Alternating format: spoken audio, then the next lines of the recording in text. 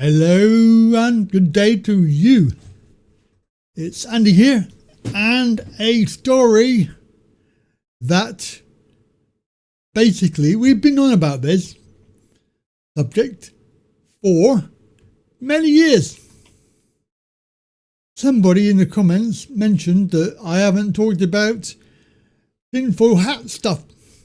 Well, this is not tinfoil hat because it's real and it's coming in very, very soon. We're already on the third stage and it's going to go into the Royal Assent stage very soon, and it will become law.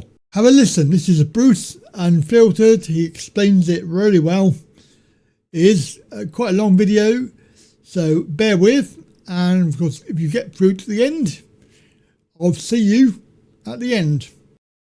Right, here we go. Listen up, because what I'm about to tell you is the biggest authoritarian power grab in British history, and it's happening right under our noses. If you do not believe me, you can go onto the Parliamentary Bills webpage, type in data, and read this bill for yourself. Because the data bill is about to pass its third and final reading before receiving royal assent.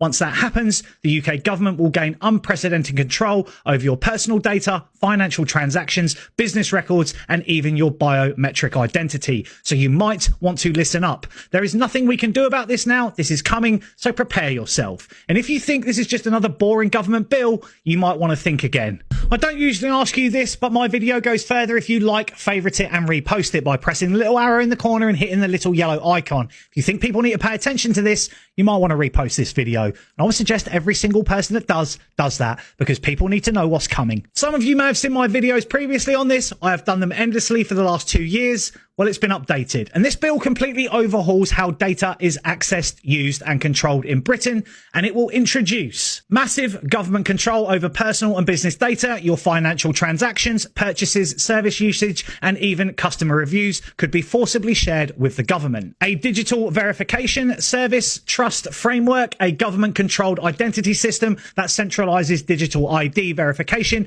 making every aspect of your online presence trackable, and new powers for regulators like the Financial Conduct Authority to force businesses to comply with government mandated data sharing rules, and the removal of Independent Information Commissioner, replacing it with a state controlled Information Commission, meaning data regulation will be fully dictated by the government. And if you've got this far, sounds pretty bad, doesn't it? Well, we are just getting started, because this bill gives the government the power to force businesses to hand over customer data. Everything from your purchases to your service usage history could be forcibly shared with the state. You understand, right, that a business is every single business. Insurance companies, Google, Amazon, Spotify, you name it. Every transaction you've made will be accessible by them. The setup of an interface body to regulate and track how businesses use data, meaning companies become surveillance arms of the state, and to mandate smart meter compliance, further locking people into digital monitoring for energy use, making energy rationing and price controls easier and possible. But wait a minute. We haven't even got to the worst part yet. They're using your own money to do it, because this bill allows the government to impose financial penalties, levies and funding structures, ensuring that businesses and ultimately consumers bear the costs of government surveillance. This bill actually lays the legal foundation for digital ID and CBDC. The DVS Trust framework is essentially a digital ID system in disguise. Once implemented, you won't be able to access online services, banking or even public services without a government-approved digital ID. CBDCs will be the final piece of the puzzle. Once the government can track all your digital transactions under this bill, the next logical step is programmable money controlled by the state. But that's not happening, you say. They can't do that.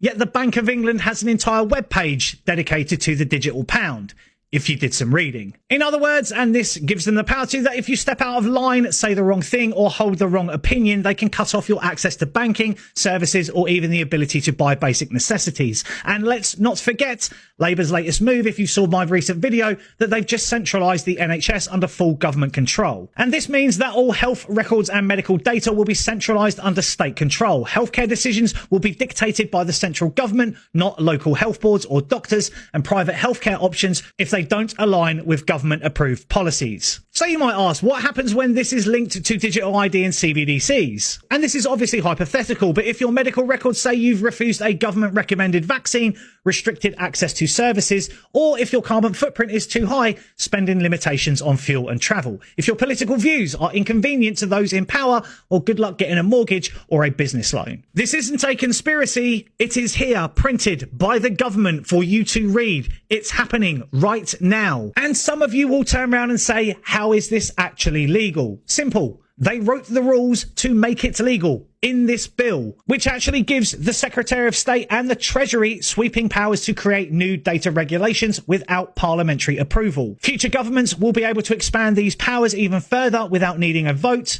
and they will no longer need new laws as they can just change the regulations whenever they see fit. And this bill isn't making headlines because, you know, MSM, and it's been framed as a data regulation update instead of the largest expansion of government surveillance in history. And since it's not explicitly banning freedoms, people don't see the threat. But in reality, businesses will be forced to comply, services will become inaccessible without state-approved identification, and every financial transaction will be monitored. Using regulations instead of laws, instead of passing an explicit law, they are giving regulators the power to enforce policies without ever needing to go through Parliament again. Regulations can be changed at any time, meaning the government doesn't need your consent to expand its powers later. Businesses will be forced to enforce these policies, meaning resistance becomes nearly impossible. And the bill also states that restrictions on processing and data protection do not apply if done in the interest of national security. You're a far-right extremist. Well, that gives us the power to deem you a national threat and have a look at everything you're doing. Also meaning that GDPR and privacy protections can be overridden at will, and the new state-controlled Information Commission will be responsible for policing itself. So don't expect any legal challenges to stop this. By the way, it's not actually illegal if they change the rules. This is why this is legal, because they wrote the rules to allow it. And they're not going to come to take your freedoms overnight. They are building a system where you have no choice but to comply. Let's be quite frank. No one is being forced to get a digital ID, but without one,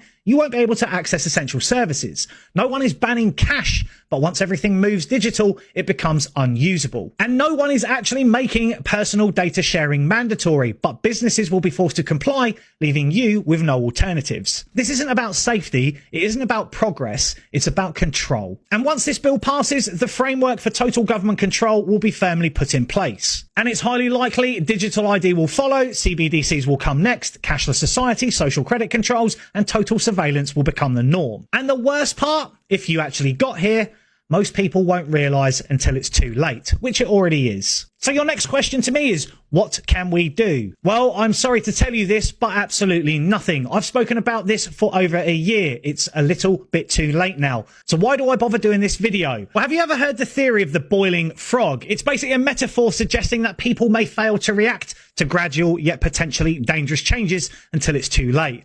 Similar to a frog slowly being boiled alive in tepid water that is gradually heated. Well, I'm just letting you know that there's a fire underneath the pot we're all sitting in, and it's fully burning now.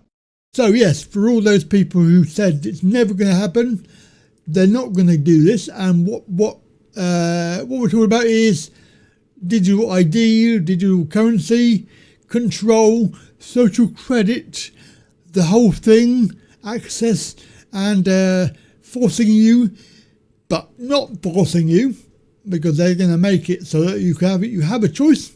You can either do it or not do it. And if you don't do it, then you won't get any access to anything. Basically, that's how they're going to do it. They're not going to force you to do it like they said with the, you know what, the medical intervention. We did not force you. It was a choice. You could either have it or not have it. But if you didn't have it, then you would not be able to do anything. And this is what they're doing. This is how you're doing it. They're not going to force you to do it by making it law, because they know full well that they will get pushed back and people would say no. So this way, it's gone under the radar. We've had all these other stories out there, and I've not heard about this for a long time. Obviously, I knew they were doing it because they've been on about it for years. But this has gone through, right through Parliament to the very end, where suddenly we're aware of it, and suddenly it's too late. before I go, here is the actual website, the parliamentary bill, the data use and access bill. This is actually where it is on Parliament bills, UK Parliament. It actually is a real thing. As you can see, it's going through the third reading. Final stages are consideration of amendments and the royal assent. So it's actually going to be in law. If you care to read it, you'll find out exactly what Bruce has said. Are you happy with that? Are you happy with the fact that we've been telling you for years about this stuff, and you all said, "Oh no, it's a conspiracy. You're wearing a tinfoil hat. You're talking rubbish. It's never going to happen." It is, and this is the beginning of the end, and the beginning of the end, and the beginning of the start of their control, and basically the plan, the UN Agenda 2030. They've managed to get this through, and it's just the beginning. And as Bruce says, they don't need to pass laws because they can just make it a policy, and they've made it so they can just do policies. They can put in policies, they can change them, they can amend them, they can add to them, and they don't need to make it a law because it's all part of that process. They can enforce it by saying, well, if you don't have it, then you can't do this or that or the other. And believe me, they will. So, you have been warned. It's coming in and it's very dangerous. This is dystopian, and it's actually quite shocking for me to hear that it's got this far. Anyway, have a good day, and I'll catch you later. Bye for now.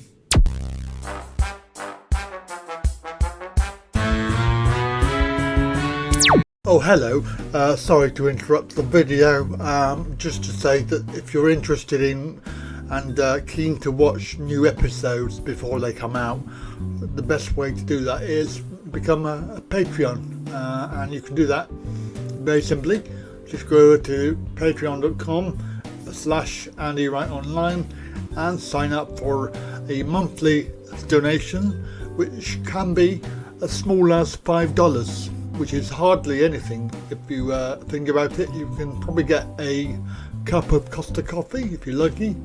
But $5 a month will allow you access to all of the videos that I'm going to be bringing out in the next few months. And you will get them at least a week early, so you can entertain yourself with the new episodes. Sorry to bother you, but now back to the video.